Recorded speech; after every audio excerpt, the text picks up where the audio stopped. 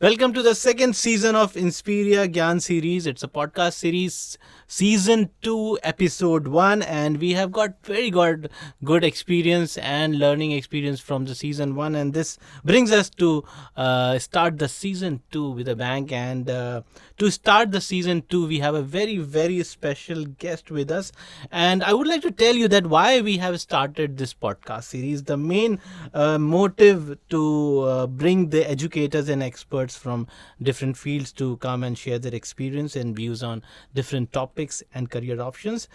So, in order to start this journey all over again, we have a very special guest with us, Mr. Anjani Nandan. He has got a ton of experience. He's the head of hospitality department at Inspiria Knowledge Campus. Welcome to the show, sir. Thank you. Thanks a lot, Mr. Taqui, for inviting me over here. Yeah, it's a pleasure to have you on this show, and the topic of this discussion would be career in hospitality management. So let's start the podcast. And my first question to you is that I have come across this term, that hotel management and hospitality management. So can you just tell our audience that what is the difference and give us the clarity on this topic? Hotel management was, when the course started long back, 25, 30 years back, the term was used hotel management. But and what happens is, the people or the students who do the hotel management degree, they don't only work in hotels, but the name suggests like hotel management. So what I would say is, hotel management is a very narrow word to describe this sector or this industry. As opposed to hotel management, the new concept or the new word would be hospitality management, which is like a big umbrella. Yeah. And the term covers various sectors such as food and beverage, travel and accommodation, and event management. Yeah, that's nice, because we have got a lot of confusion related to it, but you clarify in a very good way. And this brings us for me to ask you the second question. And I just wanted to know that once any individual completes hospitality management, so what are the career options available for that individual? Yes, definitely. As I said earlier, also it's not just hotel. Now it's we already know now it's hospitality. Yeah. And if we see the career options starts with something like, you can say, hotel chains, conference and exhibition centers. Okay. They can work with event venues, bars, pubs, restaurant, fast food outlets, which is like booming nowadays. Yeah. Airlines, cruise lines, Yeah. And even they get job in public sector like IRCTC. Yeah. More than that, I would even like to add over here, apart from these sectors, what I just said, a hospitality management graduate, after acquiring the skills, the door opens for him even in marketing and sales, public relations, human resource, customer services, tourism, and even financing and account. Yeah. And last but not the least, and what is in today's generation, what is being even thought about is the entrepreneurship skills. Yeah. So one can do the course, get the hands-on experience, do the training in a good location, and they can start their own venture. That's right. And you are the best person to answer this question. I would like to tell our audience that Anjani sir has got, as I mentioned in the intro itself, that he has got a lot of experience, international experience. So yes, if anybody has any question, maybe we are not able to cover all the aspects of hospitality management, but if you have any questions, please write it in the comment section so that we can give you answer. So my next question to you, sir, that what are the some advantages you can tell our audience associated with hospitality management? What I would say is, once you do hospitality management, the degree program or the course, it becomes, your options becomes unlimited. Like what I would like to say is, you'd be amazed to know that 1 in every 10 person employed is in hospitality industry. Yeah. Okay. It is located throughout the world. So you are getting a global career opportunity. That's right. It's essentially a skill driven. And, so what happens is once you get the skills, you will be never out of a job. More than that, the growth over here is very quick. The promotion is on totally on performance and not on seniority. That is one of the more, the best aspects of working in this industry. Yeah. You get a multicultural exposure. They are now varied. It's not like a monotonous 9 to 5 job where you are doing the same thing again and again and again, because you get to meet people. They are coming every day. There's a new customer or new guest, what we call, and you get to meet them. So it's not even monotonous. And what I will say is, at the last, is about the being your own entrepreneur. Yeah, that's right. And what I know from my little knowledge that this is one of the booming career, but we also understand one thing, that due to corona, this industry and all the industry face a lot of challenges. And talking about challenges, my next question related to this particular aspect, that what are the main challenges associated with this job? It could be anything. Challenge, I don't think so it's the right word, because everywhere there is a challenge, but what are the challenges one should ready to face if he or she wants to be a part of it? Definitely a must question, I would say, Mr. Taqui, and you should ask this question in whatever podcast you do. There are challenges, I will say, but the thing is, those challenges can be converted to better opportunities. For example, what I would say is, like, when you do the course, generally students, they do not have a clarity of mind what the course is all about. Once you do the course, 3 years of course, where you even go for like internships, sometimes people do complain, the working hours are a little bit longer. That's right.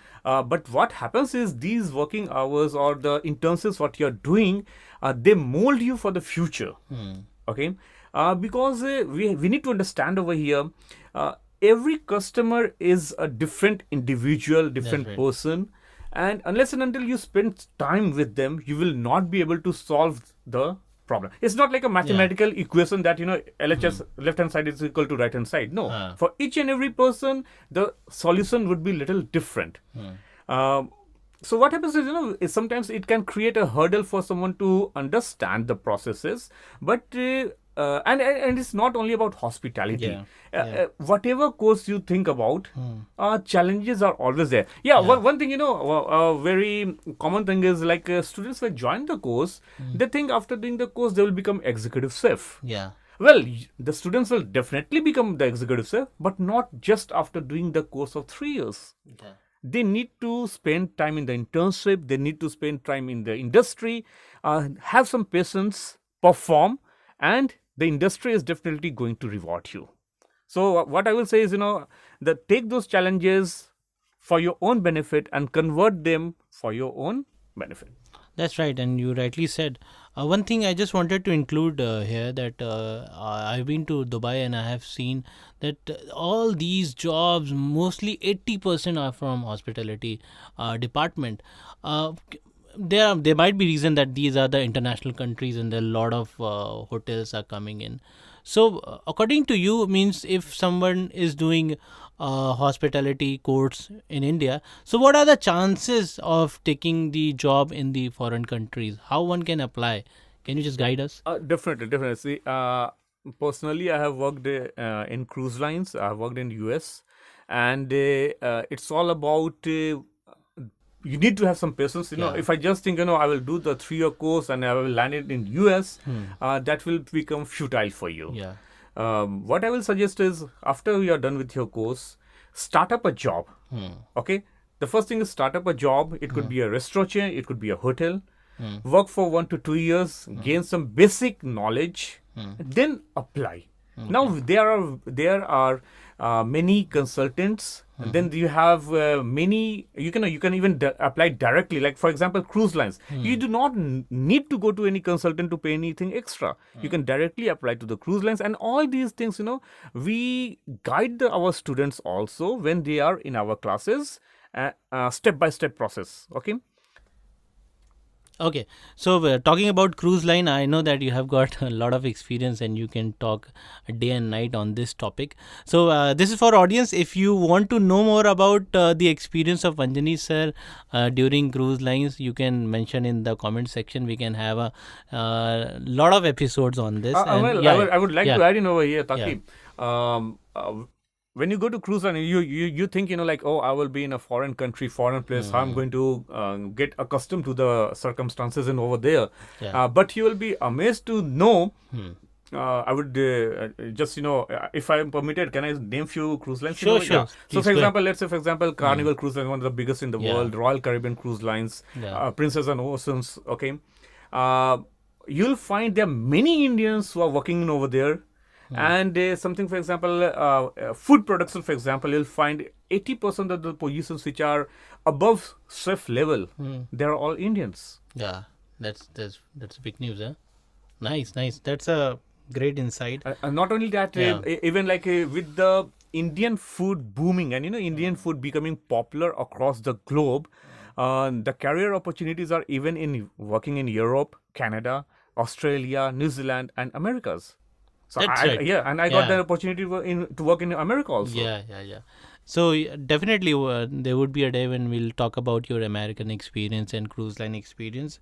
It was lovely talking to you, and those who do not know Anjani sir, as I mentioned in the beginning that he's a part of hospitality department at Inspiria Knowledge Campus, and he's one of the best chef I have come across, and we had a great time, and I really like his skills. Not only to limit it to chef, but I really like his leadership skills as well. And we are very lucky to have him as a guest. And in the end, I would like to know, I would like to ask one thing. Is hospitality management a good career? Well, I think I have said lots of my own personal experience of what is happening in the industry right now. But to give you some facts and figures, because everything if you're backed by facts and figures, it becomes authentic. So I would like to tell you, like, if you go by the figures, what is available, and anyone who is listening to this podcast, they can go do some Google search on their own also.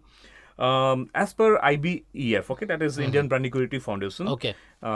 Hospitality industry is expected to generate 13.45 million jobs and grow at a rate of CAGR of 14%. Okay. International tourists, every year it is increasing. Yeah.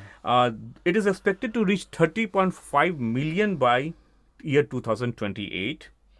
Not only that, I will, if we talk about specific Indian hotel market, okay, including domestic, inbound, and outbound, estimated like 32 billion, sorry, okay, 32 billion US dollar was expected in financial year 2020, and it is expected to reach 52 billion US dollars by year 2027. So Yeah, see, these are yeah. all government figures. These are That's all right. figures which is very Yeah. easily available. Yeah. So and by 2024, I would say this whole industry worldwide we are talking about, it would have created 346 million jobs, Wow. which means like 10.2% of the total employment worldwide, they would be in hospitality industry. So you see Yeah, these yeah, figures, yeah. 1 in every 10 person. That's right. So it's a huge number. Yeah.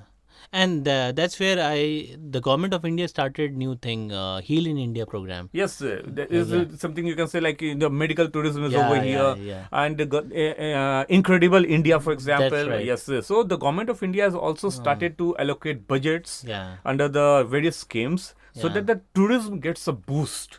Because That's right. India has got a very diverse yeah, that's right. flora and fauna. Huh. The culture, the right. diversity, it can be explored to greater heights.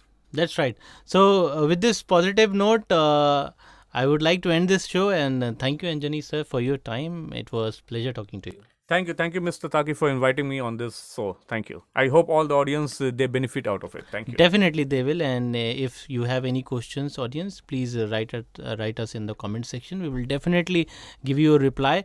So once again, thank you, audience, for listening to our podcast. We will meet next time with some other guest.